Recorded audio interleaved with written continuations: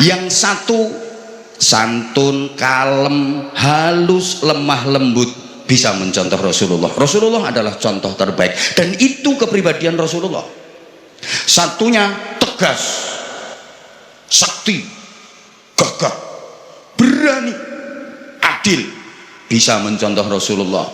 Karena memang itu juga kepribadian Rasulullah Shallallahu Alaihi Wasallam. Nah, yang dua jadi menantunya Sayyidina Utsman bin Affan yang dijuluki Dzunnurain, yang mempunyai dua cahaya, karena beliau menikah dengan dua putri Rasulullah. Pertama menikah dengan Sayyidatuna Ruqayyah, kemudian setelah beliau wafat menikah lagi dengan Sayyidatuna Ummu Kulsum. Ini kok pelongo-pelongo kok ya orang ngerti sejarah ini. Khulasahnya masih diajarkan apa enggak? Pakai khulasah Nurul Yakin. Nah, aku biyen yo iku nek kene khulasahe. Kok pelongo-pelongo tuh? Sayyidina Utsman ini gimana, Gus? Oh, terpesona. Sayyidina Utsman ini kaya raya, luar biasa kekayaannya. Sampai sekarang itu loh di Madinah masih ada hotel wakaf Utsman bin Affan di Madinah. Mudah-mudahan semuanya bisa ke sana. Tanganku lo nyuding nanti Bu Amini lo. Harusnya Madinah kan ke sana toh. Masuk ke sana kok Bu Amini, katanya nang Surabaya toh sampean. Kaya raya luar biasa Sayyidina Utsman, pemalu, santun, ekonom, kaya raya. Menantu satunya lagi Sayyidina Ali bin Abi Thalib karramallahu wajhahu radhiyallahu taala anhu, cerdas, jenius, tapi beliau sangat kismin. Kismin ini sangi sore miskin, sangat miskin. Dua-duanya juga bisa mencontoh Rasulullah Shallallahu Alaihi Wasallam. Rasulullah adalah teladan terbaik. Nah, udah 10 menit lebih ngolor-ngolor ini. Kalau kita nggak bisa mendekat ke sumber mata air yang jernih, bening, bersih tadi, setidaknya kita harus berusaha mendekat ke sungai-sungai besar yang airnya masih terjaga kebersihan dan kejernihannya. Kita kan butek litek-litek mau mendekat ke puncak dari sumber mata air yang sangat jernih, bening, bersih tadi nggak mampu. Kita mendekat ke sungai-sungai besar yang airnya masih bersih, airnya masih jernih, agar kita yang butek-butek ini dapat gerojokan air jernih bening dari sungai-sungai besar itu, supaya lama-lama butek kita jadi hilang dan kita pun katut bening. Siapa yang dimaksud sungai-sungai besar yang airnya masih jernih, masih benih, bersih kok sampai benih? Tidak lain dan tidak bukan adalah para ulama, para kiai. Ini maaf ya, kita yang butek-butek wajib hukumnya mendekat, mepet ke sungai-sungai besar yang airnya bersih jernih tadi. Para ulama, para kiai yang sanad ilmunya nyambung sampai hadratul Rasul Muhammad sallallahu alaihi wasallam. Nah, adik-adik, akhir-akhir ini kan ada upaya untuk menjauhkan umat dari ulama. Sesama ulama dibentur-benturkan. Masya Allah, kalau mengikuti media sosial kita harus ekstra hati-hati dan waspada. Tujuannya apa? Supaya masyarakat itu benci sama ulama, supaya masyarakat itu menjauh dari ulama. Kalau sudah seperti itu, fantadhiris sa'ah, tunggu saat kehancurannya. Macam-macam framingnya.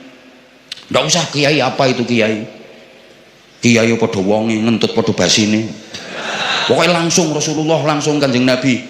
Lah dia yang ngomong kayak gitu itu ketemu Kanjeng Nabi yo kapan?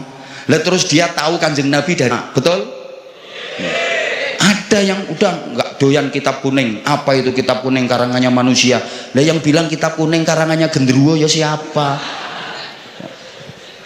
Makanya sekarang udah mulai dijauhkan supaya nggak mau baca Fathul Qorib, Fathul Mu'in, Fathul Wahab, agar bacaannya berubah bukan Fathul Wahab tapi Fathul WhatsApp, Raudatul Facebook, Kifayatul Instagram, Nihayatul TikTok.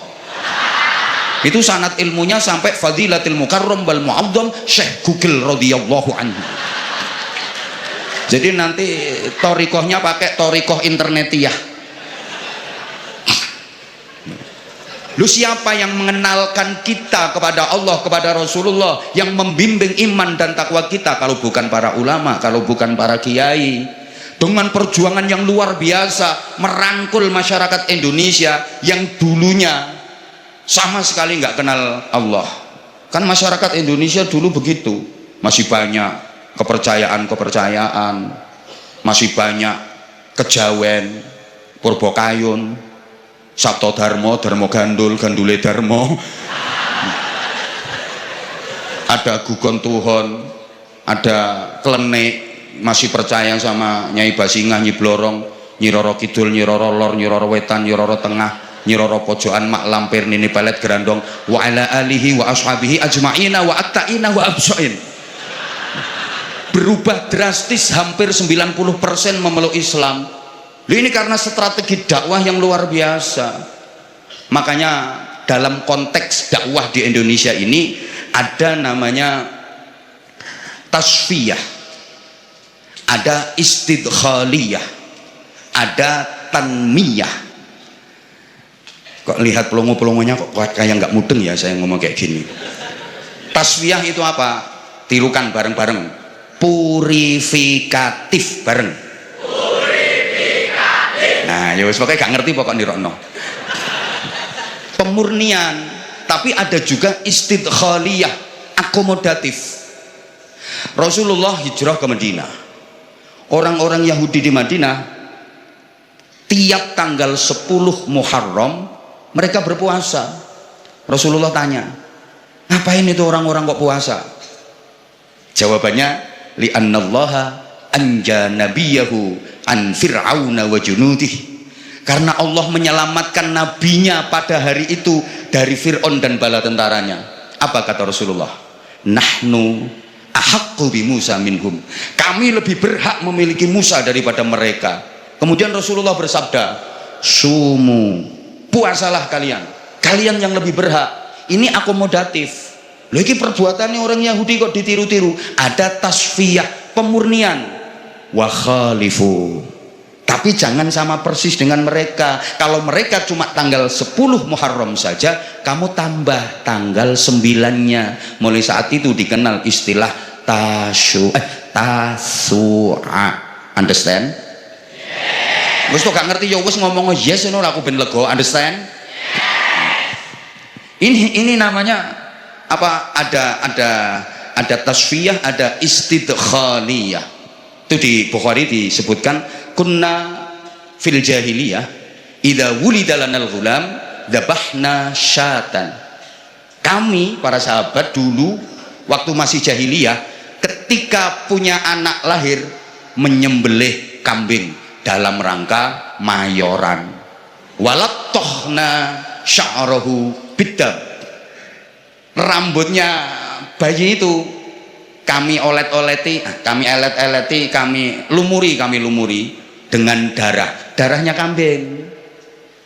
Wa idza ja'al Islam, ketika Islam sudah datang, idza wulida lanal ghulam tetap dzabahna syatan. Ketika Islam datang, kami dikaruniai anak, kami tetap nyembelih kambing.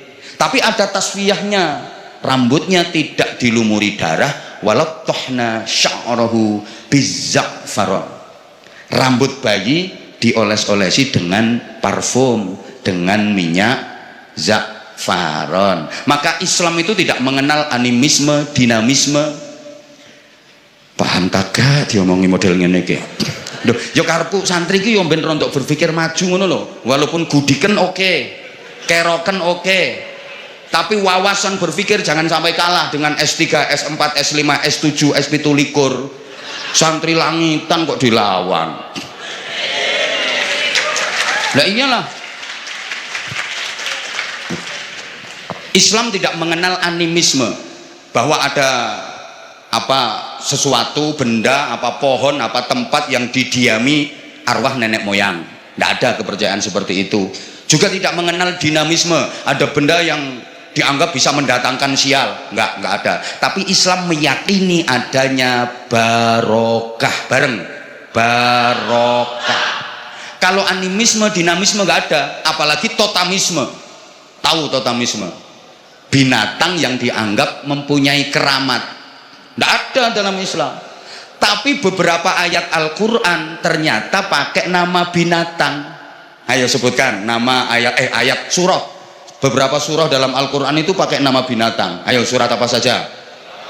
Al-Baqarah artinya sapi betina. Terus apa lagi? Al-Fil artinya, nah kan, terus apa lagi? An-Naml artinya, nah terus apa lagi? Al-Ankabut artinya, lo kan? Ada beberapa surah dalam Al-Quran pakai nama binatang. Kalau menceritakan Ashabul Kahfi pasti melibatkan ASU. Anaknya bernama The Kire itu. Nah itu kalau menceritakan Ashabul Kahfi kan melibatkan itu. Wa kalbuhum basitun dhira'ihi bil wasid. Gini apa betul? Lah iya. Islam meyakini adanya barokah. Barokah itu apa? Subutul khair al-ilahi fi syai'. Halo? Sesuatu yang diberikan kebaikan, mengandung nilai lebih yang merupakan anugerah dari Allah Subhanahu wa taala, itu barokah. Banyak ayat Al-Quran yang menyebutkan barokah. Lah orang kalau nggak percaya barokah berarti sama dengan nggak percaya Quran. Banyak ayat Quran yang menyebutkan barokah, termasuk ayat Isra Mi'raj itu. Subhanalladzi asra bi'abdihi lailan minal masjidil harami ilal masjidil aqsa alladzi barokna haula. Itu termasuk waktu Nabi Musa masih bayi itu. Qala inni abdullah ataniyal kitaba wa ja'alani nabiyya wa ja'alani mubarakan aynama kuntu wa awsani bis salati waz zakah wa awsani bis salati waz zakati ma dumtu hayya. Loh, wa ja'alani mubarakan. Inna awwala baitin wudi'a lin-nasi lalladzi bi Bakkata mubaraka walau anna ahlal qura amanu wattaqaw lafatahna 'alaihim barakatim minas sama'i wal ard. Disebut dalam banyak ayat Al-Qur'an. Ya, hadis Ibnu Juhaifah. Ini hadis Bukhari. Rasulullah wudu. Ketika Rasulullah wudu, sahabat Bilal ini memarani Rasulullah yang lagi wudu, terus sahabat Bilal doprok air bekas wudunya Rasulullah ini, ditadaui sama sahabat Bilal, tadoi, terus diusap-usapkan ke wajahnya, ke tubuhnya, ke rambutnya. Ngalap barokah. Melihat itu sahabat-sahabat yang lain pada gemeruduk ingin niru-niru apa yang dilakukan sahabat Bilal, padahal mereka jumlahnya 1000 lebih. Kira-kira kebagian semua apa enggak? Ya jelas enggak. Jongkrok-jongkrokan pengen dapat percikan air bekas wudunya Rasulullah. Akhirnya faman asyaba tamassaha, yang bisa mendapatkan percikan air itu, wah gembira bahagianya luar biasa, diusap-usapkan ke wajahnya. Wa man lam yusib, dan yang enggak kebagian, yakhudhu min balaliyati sahibi. Jadi temennya yang dapat cipratan air itu dilihat, oh tanganmu teles kene, diusap-usapna wajah. Ngalaba. Dari sini maka santri-santri di pondok pesantren itu luar biasa gilanya sama barokah, walaupun banyak dinyinyiri oleh netizen yang maha benar dengan segala firmannya. Santri luar biasa soal itu, diyakini betul. Maaf, si sodaharane kiai, si so unjuane kiai, nggak rebutan tasik ngoten niku saniki. Terus itu dari kiai mantun dahar ngoten niku ada sisanya. Masya Allah, nggak rebutan sampai piringnya dihelet-helet gitu. Kiai habis minum nggak habis, jongkrok-jongkrokan. Di tempat saya malah luar biasa, minum sama sekali belum tak minum dintekno. Jadi alasannya mumpung barokah masih utuh.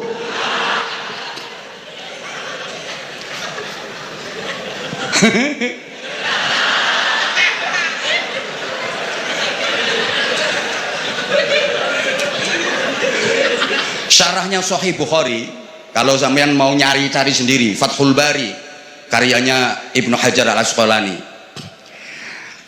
Rasulullah haji, selesai wukuf, kemudian mabit di Musdalifah, fa'ata jumratul aqabah faromaha. Rasulullah menuju jumrah aqabah untuk lempar. Setelah itu fayati al-halaq, Rasulullah mendatangi tukang cukur halul. Ketika dicukur itu krek krek krek krek krek, rambut dipegang, dikasihkan sama sahabat yang ada di sampingnya. Ih, rambutku, krek krek krek krek krek, nih rambutku, krek krek krek krek krek, nih rambutku, krek krek krek krek krek, nih rambutku, krek krek krek krek, nih rambutku, sampai gundul, habis rambut Rasulullah digundul. Jadi banyak sahabat-sahabat yang mempunyai rambut sucinya Rasulullah Shallallahu Alaihi Wasallam.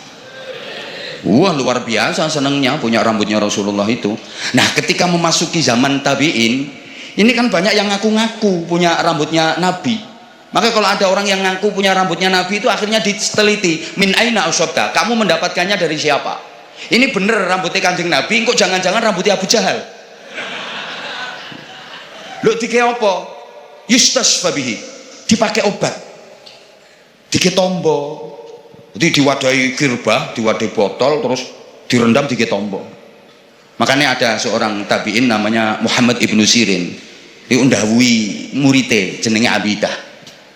Indi sya'ratun minan Nabi sallallahu alaihi wasallam asyabtu min kibali Anas bin Malik. Aku mempunyai rambut Rasulullah, aku mendapatkannya dari Anas bin Malik.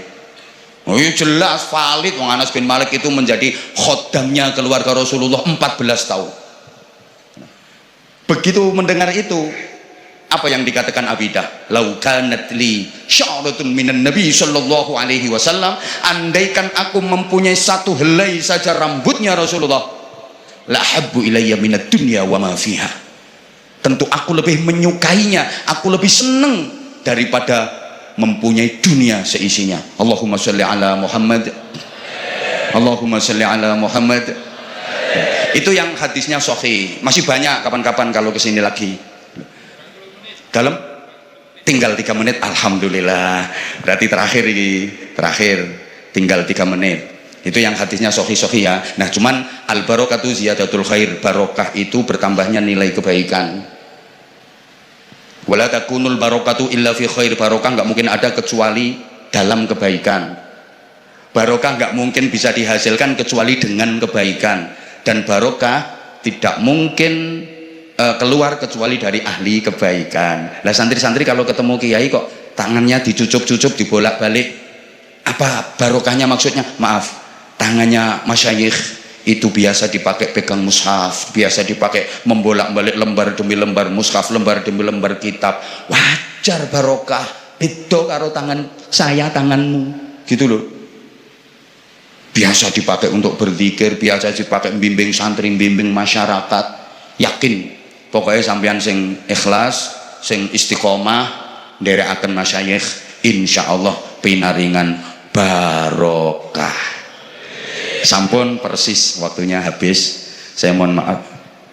Sampun ya, kapan-kapan jenengan gantian. Ngapunten sangat, saya ini asli sekali lagi merasa sangat-sangat nggak pantas. Tapi karena didhawuhi sama guru saya, nggak ada kata lain kecuali sami'na wa ata'na. Ngeremenaken, ini bukan pengajian, tepatnya hiburan. Sampean kan wis bendino kesel ngaji, penat mikir. Nah, sekali waktu perlu dikai hiburan model ngeten iki. Makanya saya tadi duduk terus kali Kiai Maksum langsung ngadeg kae. Ya kok siap hiburan aku. Ini penting sekali waktu, ya penting koyo ngene iki sekali waktu. Apalagi didhawuhi sama Kiai Tullah, Mbah Bu ngersakaken. Mbah Bu niku kadang-kadang hiburannya nyetel saya. Nyetelane beliau itu nyetel saya, hiburannya ini. Masya Allah, alhamdulillah, alhamdulillah. Terus pokoknya muga-muga kita bener-bener diakui sebagai santrinya masyayikh kita. Subhanakallahumma bihamdika asyhadu an la ilaha illa anta astaghfiruka wa atubu ilaik. Mohon maaf terutama untuk para habaib, para masyayikh yang saya sampaikan sungguh bukan konsumsi jenengan. Saya ngomongi mereka yang ceketer-ceketer kayak saya. Jadi saya hanya memberikan motivasi, semangat untuk mereka-mereka. Nggak berani kalau saya ngomong di hadapan beliau. Ini kan karena saya sorogan. Jadi mohon ya itulah yang salah nanti dikoreksi ya, dan dikasih nilai. Ya sorokan kok Kalau sudah naik kelas ya jujur saja dinaikkan kelasnya, nanti sorokannya kitabnya meningkat lebih tinggi lagi. Kalau harus diturunkan ya turun, nggak apa-apa. Mbak Leni Iqdadiyah saya siap, nggak apa-apa. Mohon maaf, wafaqanallahu wa iyyakum lima yuhibbu wa yardah. Assalamualaikum warahmatullahi wabarakatuh.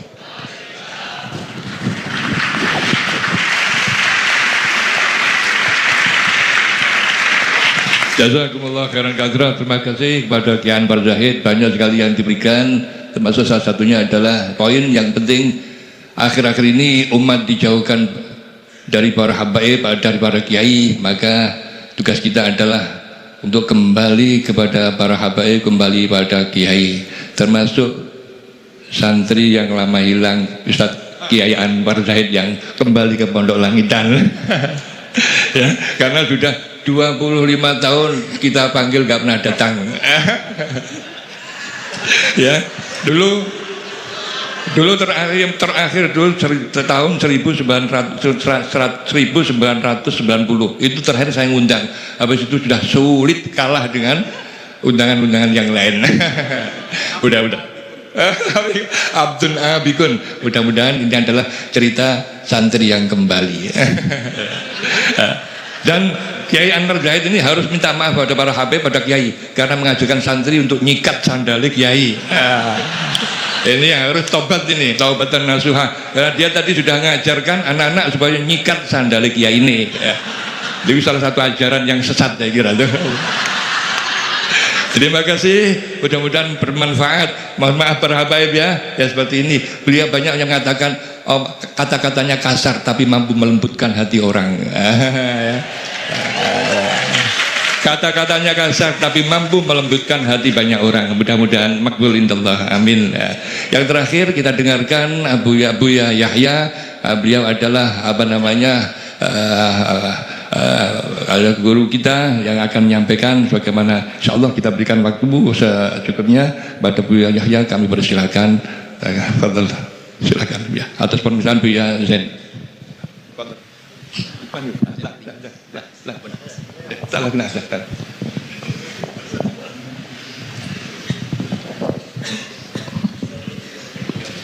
Sallu ala Nabi Muhammad.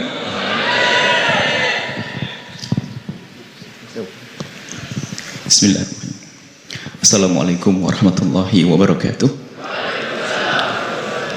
Alhamdulillah wa syukurillah, wassalatu wassalamu ala rasulillah habibina sayyidina Muhammad ibn Abdillah wa ala alihi wa ashabihi wa mawalah, amma ba'd. Yang sangat kami muliakan, kami cintai para habaib dzurriyyah baginda Nabi Muhammad sallallahu alaihi wasallam, wabil khusus murabbi arwahina Habibana Zain ibn murabbi arwahina Habibana Hasan Baharun yang telah hadir di tengah-tengah kita, husnudon kita, semakin berkah majelis ini.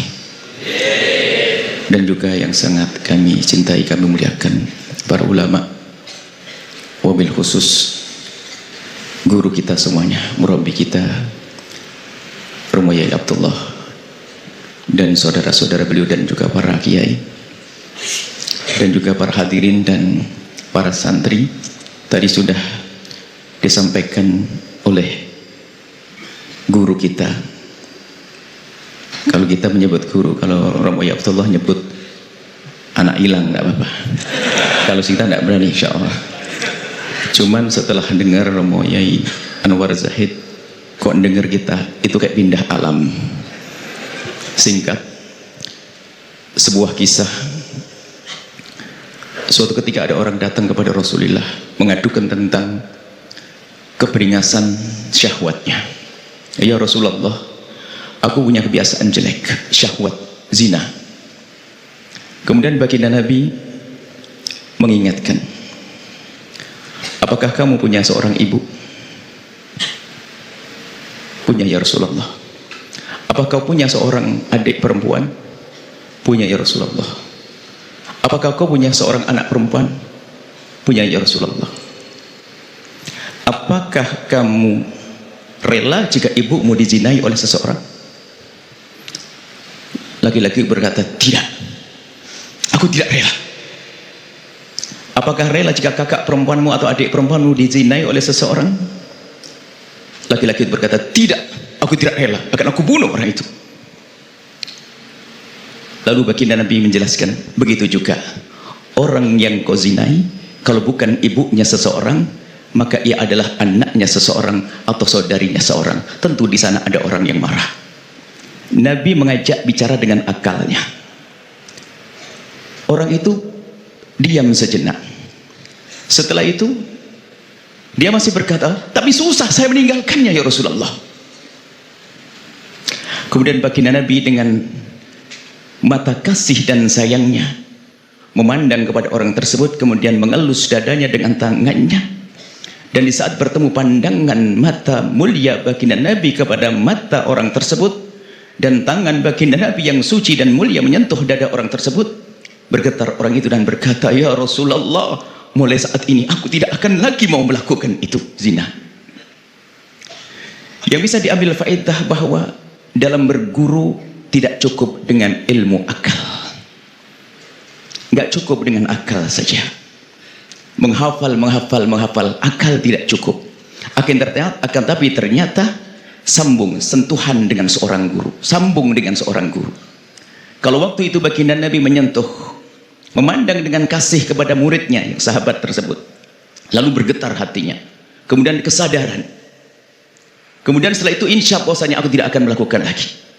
Di sini para ahli tarbiyah mengatakan hubungan khusus bukan sekedar ilmu otak, transfer otak ke otak, akan tapi ikatan seorang guru dan murid itu penting, yang menjadikan ilmu itu bermanfaat. Satu kisah ini. Kisah satu lagi adalah orang yang sangat cerdas, bahkan kecerdasannya di atas rata-rata.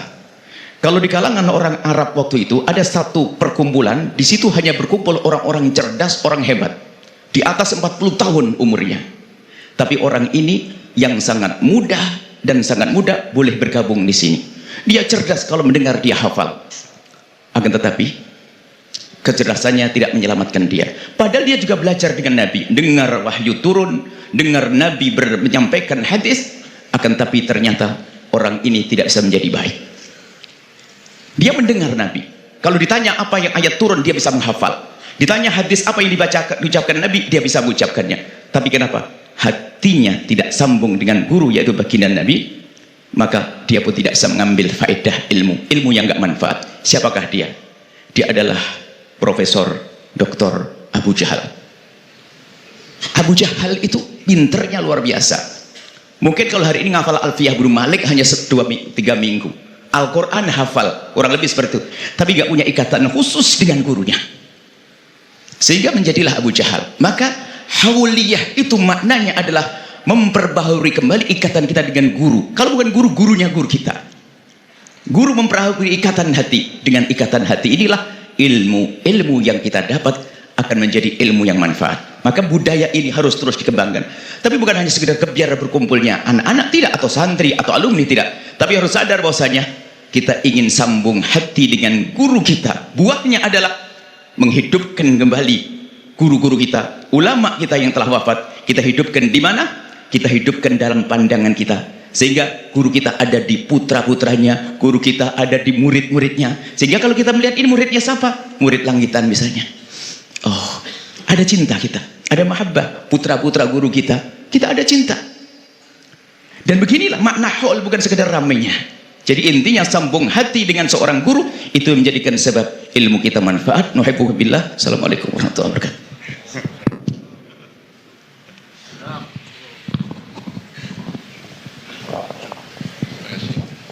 Alhamdulillah, jazakumullah khairan katsira. Berikutnya kita lanjutkan acara Maulid dan Mahalul Qiyam. Terserah.